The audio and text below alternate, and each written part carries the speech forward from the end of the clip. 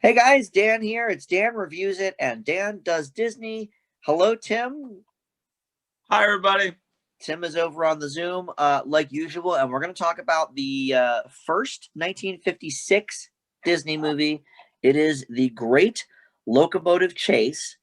And there's actually quite a bit to talk about here with this one, Tim.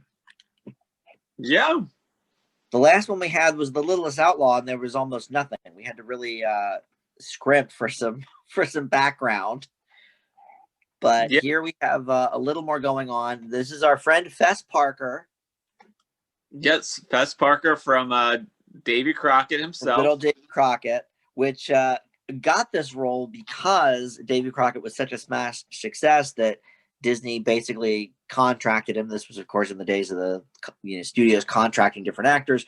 So they just had to come up with roles then to put him in.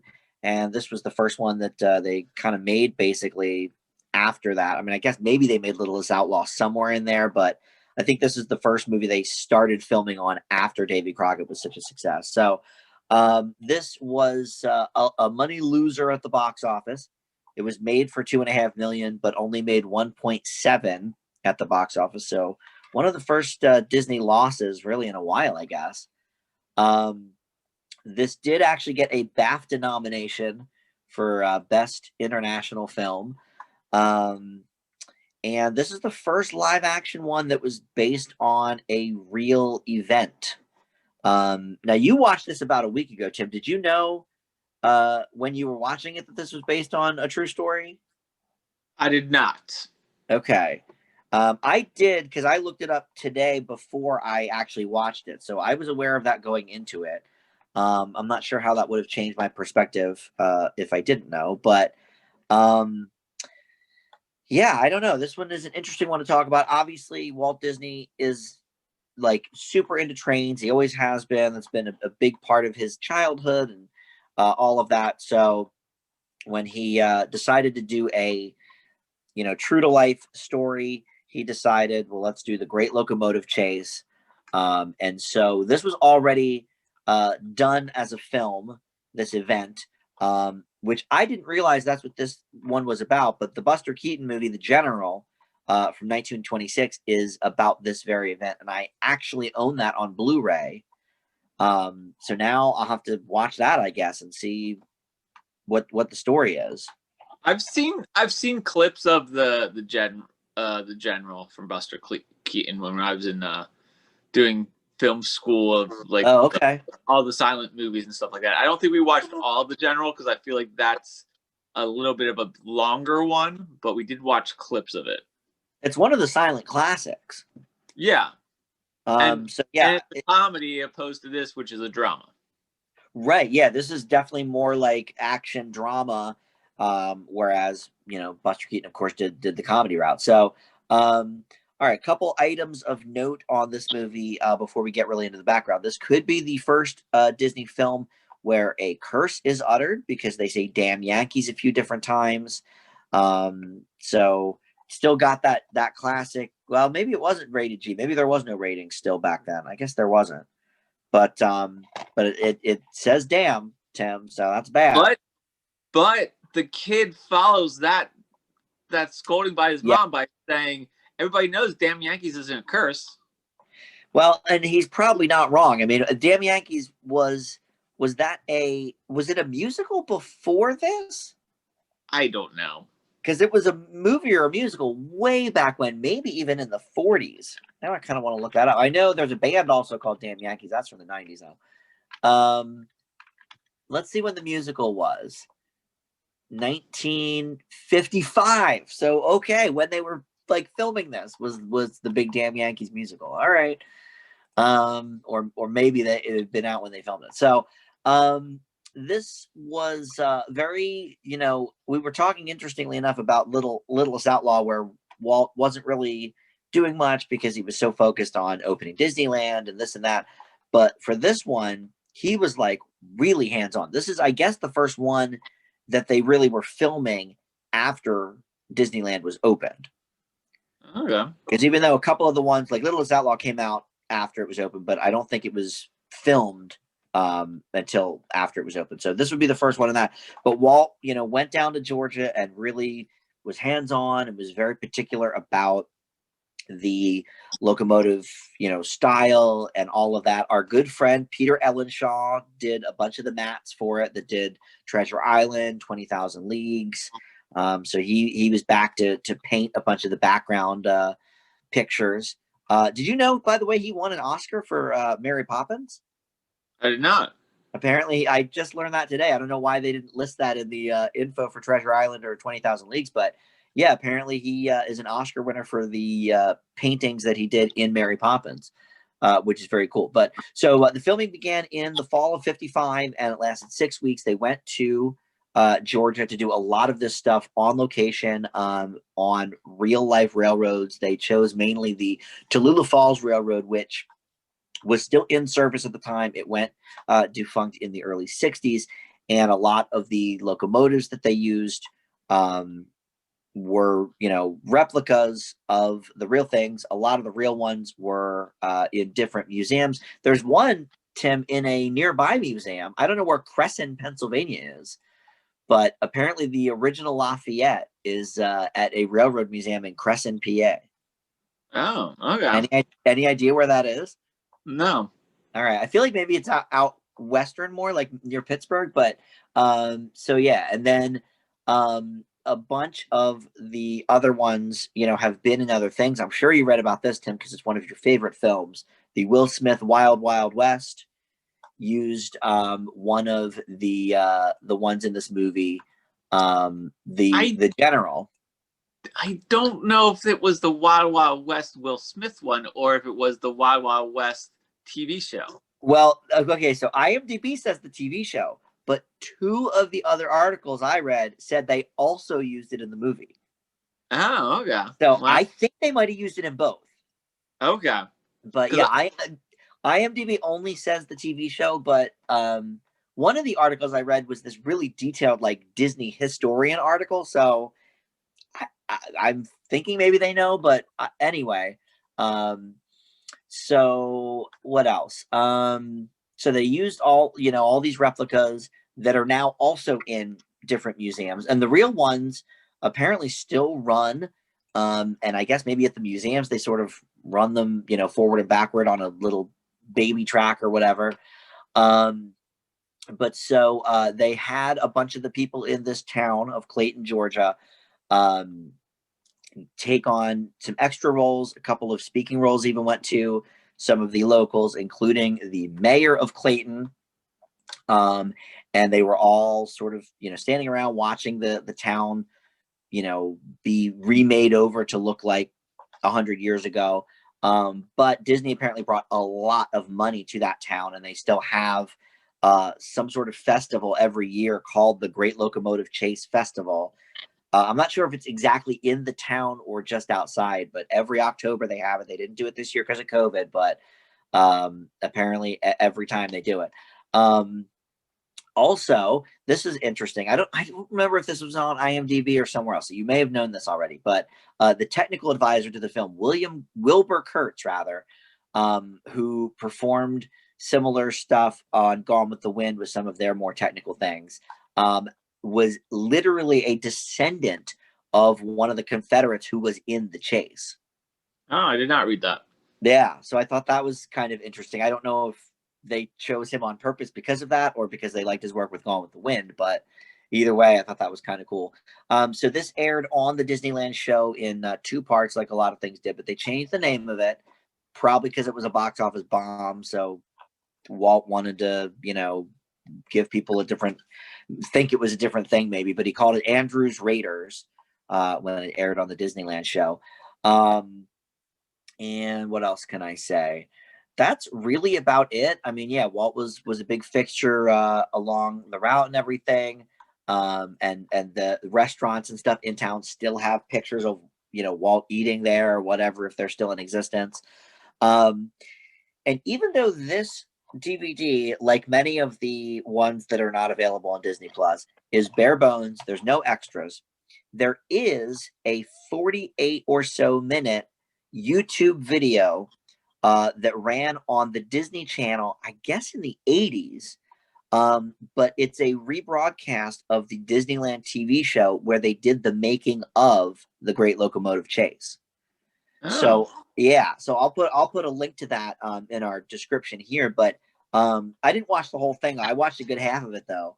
And I mean, generally, it's, they're showing clips from the film. They're having Fess Parker sort of introduce different things, but they do go through like, looking for all the costumes to make it authentic, looking at transforming the trains to look like the real trains. So, if you're into the background stuff, it is actually very interesting. And I'm surprised that since it exists in such good quality, they didn't throw it on this DVD, but they seem to not want to do that, Tim, with some of these. Yeah. Yeah, it's Is very annoying. that DVD one of those movie club exclusives? I don't think it's a movie club exclusive. I did get it from the movie club. But I let me look on Amazon. I think you can get it on Amazon. Now we did look up that you can rent this on Amazon, even though it's not available on Disney Plus. You can watch it, but let's see on DVD. Oh well, at one point it was available on DVD, I guess, but it's long out of print. It looks like.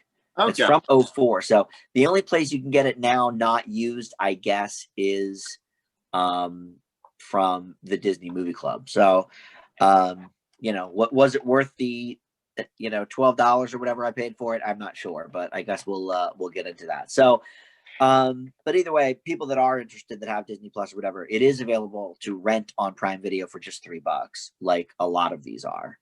That aren't on Disney Plus. So let's talk about the Great Locomotive Chase, the true life story, and Tim will give us the synopsis here. Yeah, the Great Locomotive Chase. Like Dan said, it's based on a true story, and it takes place during the Civil War. A Union spy named Andrews, played by Fess Parker, is asked to lead a band of Union soldiers into the South, steal a Confederate train, and destroy the railway system. However, things don't go as planned when the conductor of the train they stole is hell-bent on stopping them and getting his train, the General, back. So you have the rival conductor there. His character is William A. Fuller, which is a real person, and he was played by Jeffrey Hunter. And I thought he did an amazing job. Well, do you know who he is? Did you recognize him at all? I did not. He plays Captain Pike in the original Star Trek pilot.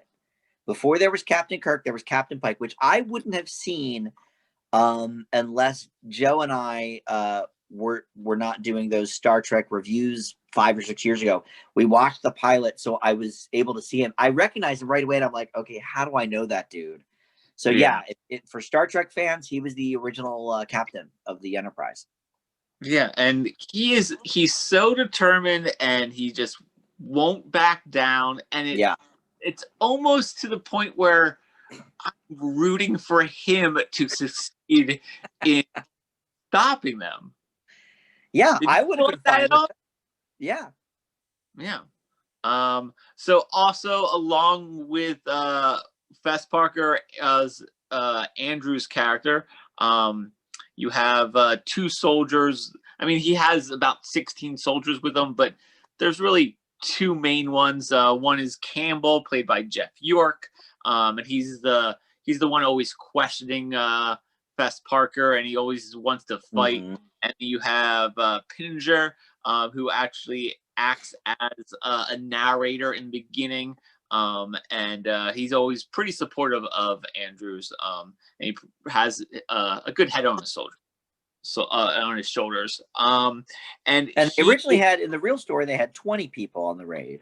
Yes, so but Walt pared it down to 16. There were 20 on the raid. There was 24 that actually went down to the south. Two of them followed.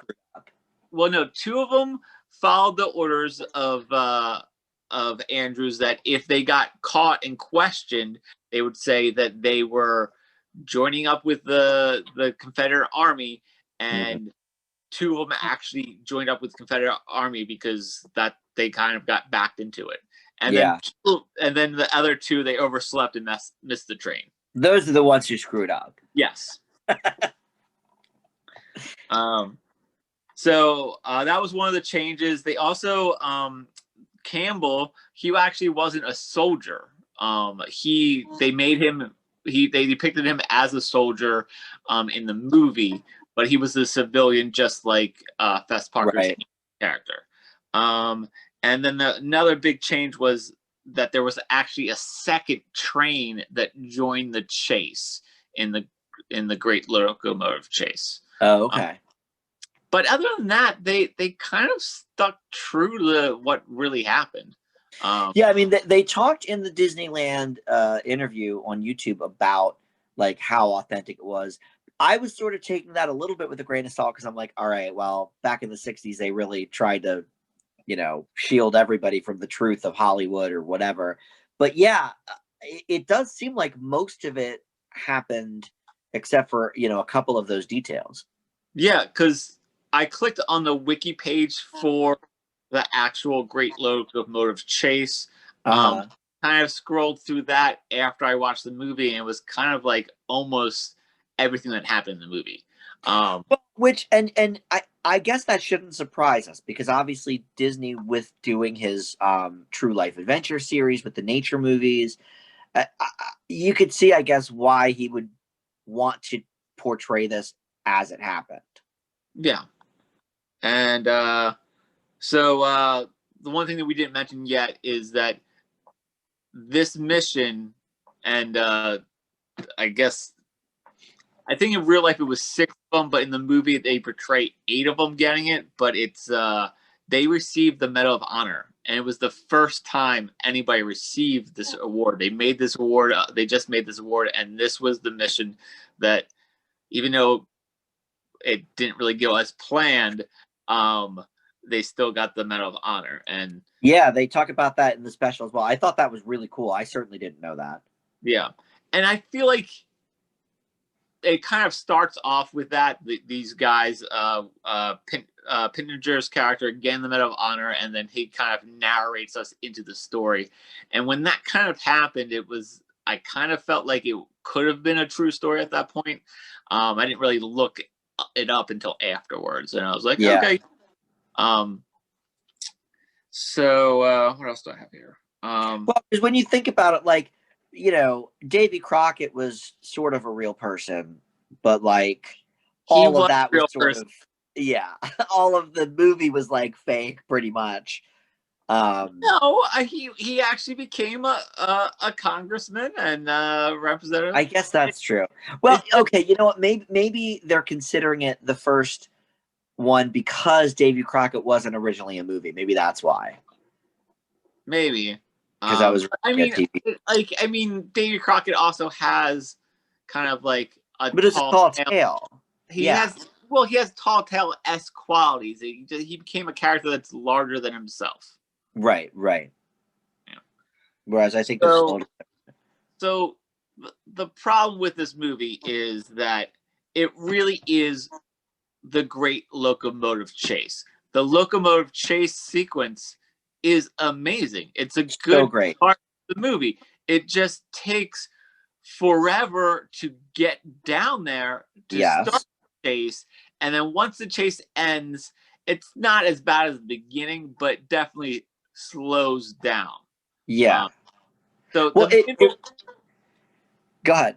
The middle section of the movie is really great. It's really engaging. You're siding with both the people who are chasing and the people being chased. You're like, oh no, what's going to happen? How are they going to do this? It's like, I felt engaged. What recent Disney movie though did it remind you of? What recent Disney movie did it remind me of? I don't know. One where the train scene is so amazing and everything like you're talking. around. Yeah, well, it's I know what movie you're talking about because I've only seen it once, but I watched your review about it. It's The Lone Ranger. Is that what Yes. you're talking Which, about? listen, I like the Lone Ranger a lot more the second time I saw it. It's one of those I keep thinking about, but really, it's like visually that train scene in Lone Ranger is like so amazing and so great. The rest of the movie's okay. This reminded me a lot of that because I mean, the rest of the movie, this is certainly a better movie in almost every aspect than The Littlest Outlaw. Oh yeah. Like for sure, the acting obviously is way above, but even the non-train scenes are still more engaging. But it's like it goes okay, okay, okay. Train is like amazing, and then the last part's like not quite as bad as okay, but yeah, like you said, like somewhere lesser than the train. Yes. I felt the exact same way about the Lone Ranger. Yeah. Although that was twice as long as this. That's like a 3-hour movie almost. Yeah. There's some great footage with the trains. They had so the camera set up in the front of the train and saw where the camera was going. Mm-hmm. At one point, it goes into a tunnel. It goes all black, and you're like, "Oh, what's going to happen?" So I thought that sequence. I mean, it's a good portion of the movie, but I felt like that was shot really well and executed. Yeah. And by the way, that tunnel sequence. One more thing of background I didn't mention. But this came up in the Disneyland show. That tunnel didn't exist on the what was it called, the Tallulah Falls. So they had to create that tunnel. They like basically put it into a hillside and just had them do it for the movie. Oh, okay. So yeah, most of the railroad did really exist, but the tunnel did not. So Okay. yeah. So acting wise, I thought Fess Parker did his best Davy Crockett. You know, I He- I thought the same. He does not have a lot of range, does he? I mean, he was very stoic, and I just felt it was very David Crockett. I don't know if Mm-hmm. that was him playing off of his success of Davy Crockett and his, or maybe the director was like, "Give me more Davy Crockett." I don't know. I mean, it wasn't bad. I just felt it was Davy Crockett in a fancier suit. I actually get the sense that that's just him because he's, like I said, kind of the host of the Disneyland special. And when he's talking about the making of everything, he still has that like that Crockett esque sort of drawl, and he just has the same kind of pentameter. I think that just might be him, and so he kind of created what we think of as Davy Crockett, kind of like what's his face created the Blackbeard, the pirate motif. What was his But name? I forget his name, but you know what I'm talking about from Treasure Island. Yeah. I don't know. I feel like this is Fess Parker, so that's I mean he's you know they compared a member of David Crockett to Clooney. They were like, oh, he seems like real Clooney-ish if you read some of the reviews of David Crockett. But it's like Clooney is kind of the same in every movie, which is fine. I like it. But I feel like this is just who Fess Parker is.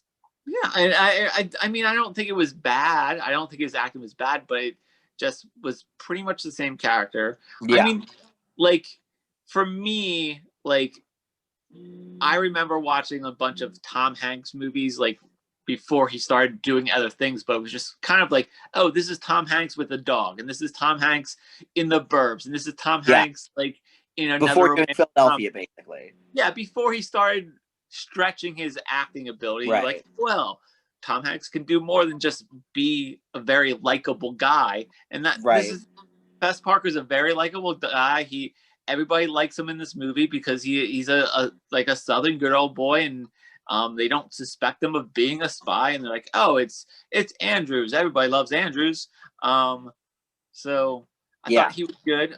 But I really liked Jeffrey Hunter. I thought Captain Pike, man. He's he did great. he did a really good job. I thought he definitely steals the movie. But there is a great scene between the two of them near the end of the movie where Andrews wants to shake his hand. And Oh yeah, where he's in jail. yeah, and Fuller's like, I don't know why you want to do that. And his response was very good. Like it was like he's like, well, one day this war is going to be over, and the two sides are going to have to get along. I felt like that was a great message Yeah. that we can use today because this nation is divided. You're So not wrong, Tim. I thought that, like, even though it was little slower in the end, I thought that message that really hit home for me. Yeah, I think you're right. I thought, look, I think the last portion of the movie, even after the train, is not bad because I think the fighting's okay. Yeah. And then what happens to them is certainly for a Disney movie, not typical. Yeah, but I mean, I felt like If you know the story, then I guess you already know. But like, I yeah, didn't know the but I story. mean, I felt like Davy Crockett was very similar. They ended with the Alamo, and the Alamo's not the best of endings. I guess that's true. But more people knew about the Alamo, and I think that's why this had mixed like reviews. Results. Yeah. And a lot of people didn't really like it because they're like, oh well, it's kind of a bummer of an ending. Yeah. No, it definitely is, and I mean, it's very similar to David Crockett, but people knew the Alamo going in. They know I don't know. Even back then, people knew what the Great Locomotive Chase was. That's what I was wondering. Like, obviously, the Buster Keaton movie was a huge hit. I don't know if the ending was the same of that, but I don't know. And it was a hit, but I feel like there was a lot of slapsticky comedy in there because it's a comedy and it's Buster Keaton. Right. So how much of it was true to life? Yeah, I guess that's true. I guess it's sort of like watching like a Mel Brooks History of the World Part 1 and then then watching a movie based on one of those events. Yeah, I guess you would get maybe a different result. That's true. Yeah. I certainly have never heard of this. I didn't know this was real. Right? Like we didn't learn about this. No. So I don't know if kids in the 50s knew about it or not. I mean, but for everything that happened during the Civil War, there's so many bigger events than Great Locomotive Chase. I think about Gettysburg, or I don't know, one of the other I know most about I know most about Gettysburg because we live so close to it. Yeah, we live here, so. But yes, that's definitely one of them. But yeah, I didn't know anything about this, but I can see why Walt was drawn to it because look, trains are cool.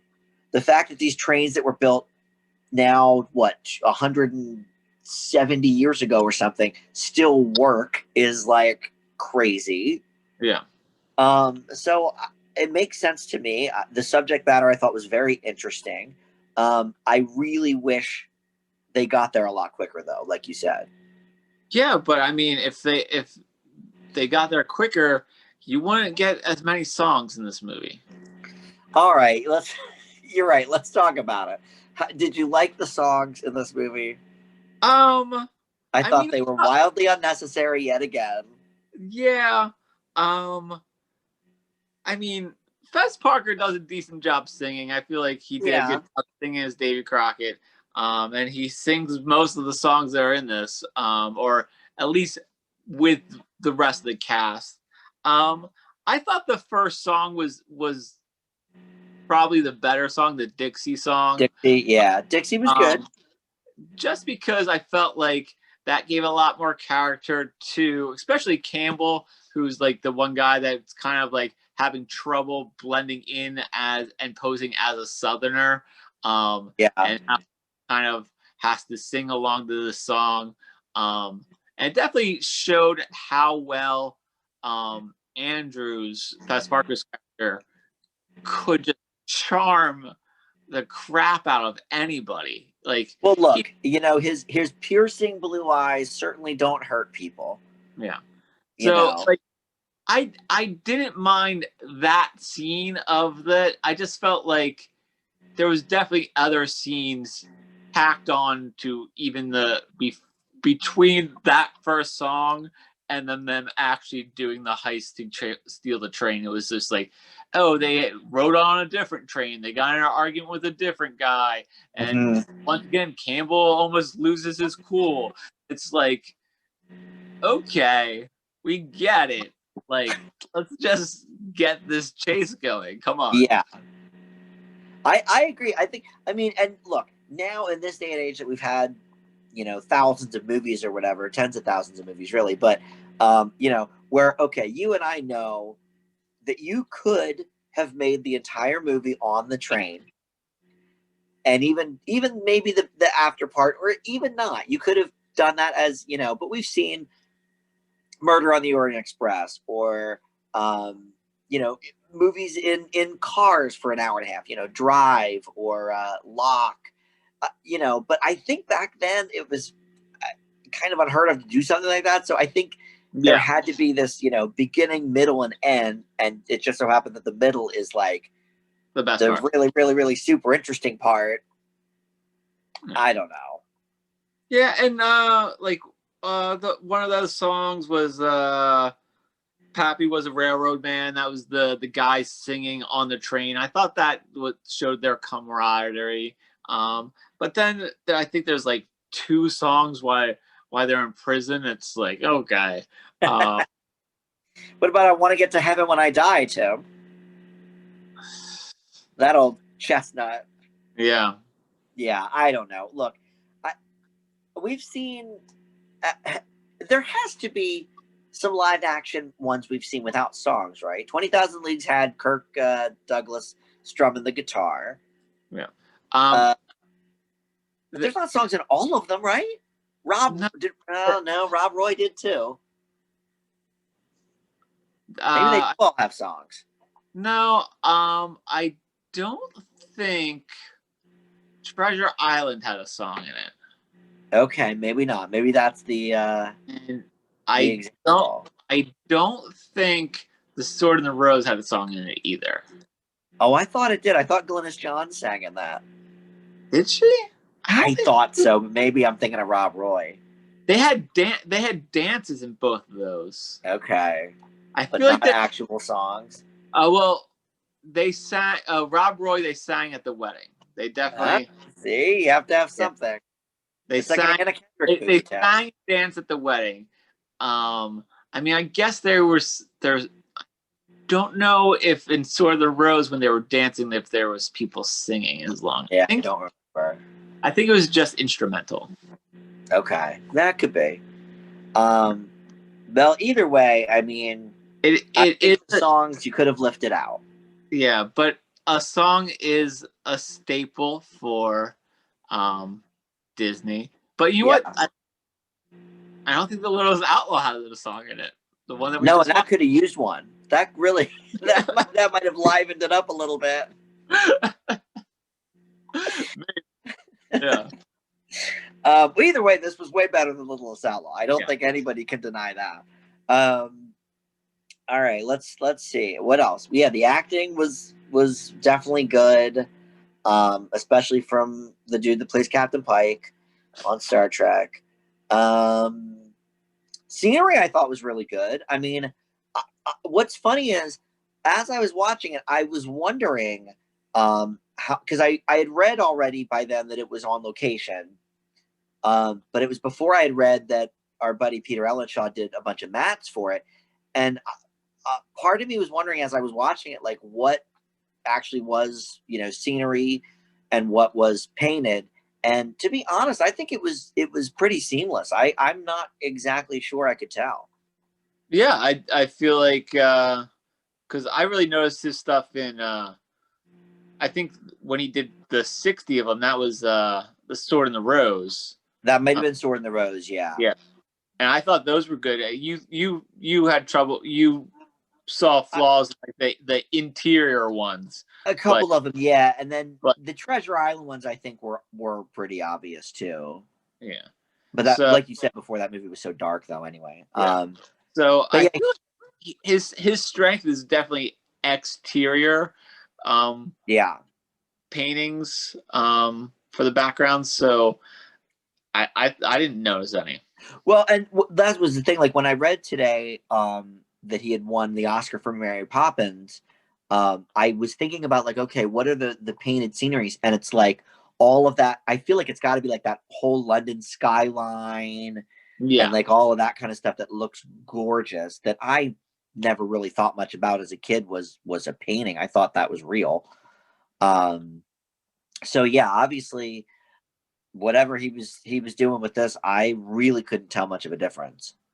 no, So, and knowing that they were sort of, working, like you said, when they rigged up the cameras and stuff, obviously a lot of that stuff was, just real. yeah, So, yeah, I thought it looked good. Um, yeah, I mean, other than Fess Parker being kind of generic and Davy Crockett and the slow build up to the chase, I thought this was okay overall. yeah. And like I thought all the acting was pretty good. I mean, even like he Fess Parker has lots of interactions with different people, and I felt like they were all the extras and everybody. I didn't think there was anybody that stuck out like a sore thumb, like that the little girl and Little's Oh, Outlaw did. Um, horrible. Yeah, the so fact that a lot of these smaller roles came from just townspeople, and some of them even had, a line or two. Um, yeah, I didn't notice. I mean, yeah, like you said, there's nobody that stuck out to me as like, wow, how'd they get that person on the stage? yeah, So that's always good. Um, yeah, I mean, this thing, I don't know why it's sort of being buried. I don't know why Disney doesn't want to put it on Disney Plus. Obviously, the Fess Parker, Davy Crockett movies are there. I didn't find anything about it like insulting or racially insensitive or anything like that. no. I don't know. Maybe it's just being punished because it was a bomb.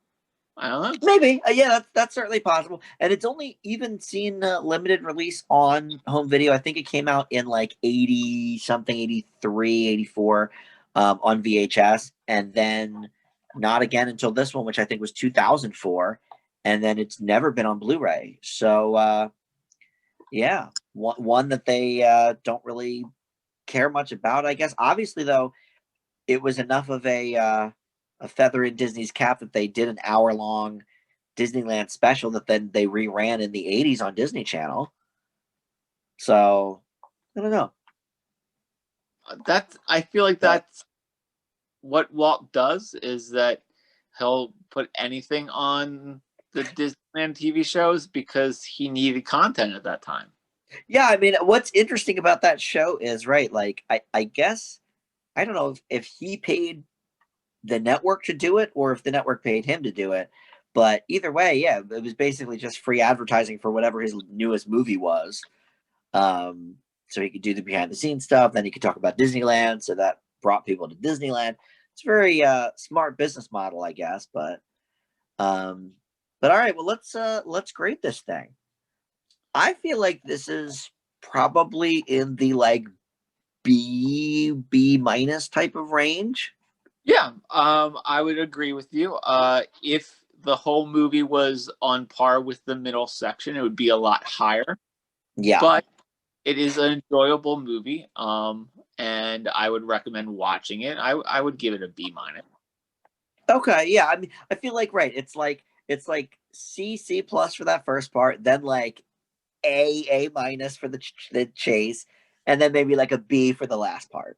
Yeah, So I think B minus is decent for this. And like you said, I would recommend this too. I'm shocked that it's not on Disney Plus. I think people would really enjoy this movie even in 2020. yeah. I mean, even people who aren't just watching certain Disney All the movies Disney movies. for historic uh, perspective, I think Yes. you would get entertainment value out of this. Yeah, I do too. I think this is definitely one of the bigger surprises. I really thought this was going to be stupid. Yeah, I thought, it right? has a stupid name, but that's Yeah. not the movie's flaw. It No. that's what they call the event. I mean, the Yes. historical event's called the Great Locomotive Chase. So that part makes sense. Yeah. It just didn't look that intriguing from the artwork. We had just watched Littlest Outlaw, which was the worst of the Dan Does Disney movies so far. Yeah. And so I was like, oh man, like this was the back-to-back one. This one's also not on Disney Plus. So I was like, oh, maybe they're, ashamed of it. But yeah, this was to be a pleasant surprise. Yeah, it was good. So yeah. All right, well that's it. I think next we decided is the next David Crockett one, right? Yep, it's some more Fess Parker. We have Fess Parker with Davy Crockett and the River Pirates, and then Yep. I believe we have a documentary, and Yeah. then we have more Fess Parker with Westward Wagons Ho. Yeah. Westward Ho the Dragon. The Wagons. Oh, okay. Yeah, so this was his Western phase, I guess, Disney's Western phase. But I guess that makes sense because I mean in the 50s, Western TV shows were like, I mean, 70% of what was on TV at the time was Western TV shows. So I guess it makes sense you'd want to capitalize on that and do movies based on it too. But all right, well, and I feel like Walt, when he finds someone that he kind of likes, he makes a bunch of movies with them. He did it with Bobby Driscoll. Bobby Driscoll was in a bunch of stuff. So was Lana Patton. They were in a bunch of stuff. And then the England movies, they almost all had Richard Todd in it.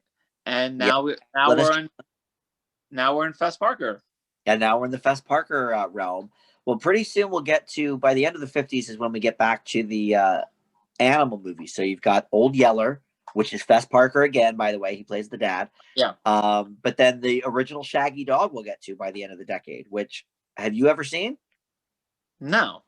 That was okay. Now listen, that face says that's a stupid question, but I grew up on the live action 60s Disney stuff like Herbie and stuff, and the Shaggy Dog was one of our favorite movies as a kid.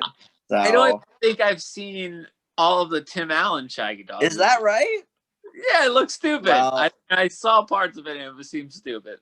Tim, you are in for a treat because one of my favorite Disney actors is Fred McMurray, and he goes through a lot of the late 50s and early 60s movies. So, Yeah. All right, we'll get to that soon enough. But up next is Davy Crockett, the River Pirates. Tim, thank you for joining as always. Always a pleasure.